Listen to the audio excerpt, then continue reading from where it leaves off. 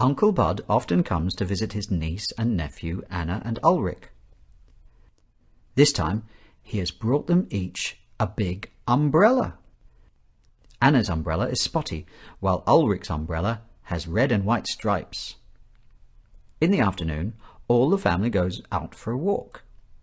Even though it is a sunny day, Anna and Ulrich insist on bringing their umbrellas with them.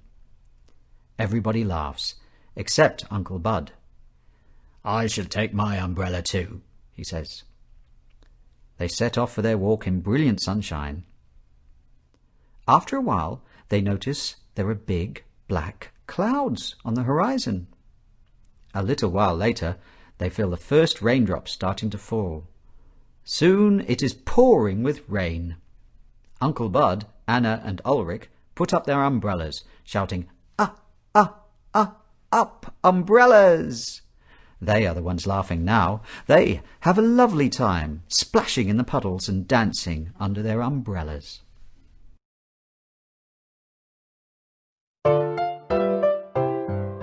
Up go umbrellas, up go umbrellas, up go umbrellas when it starts to rain.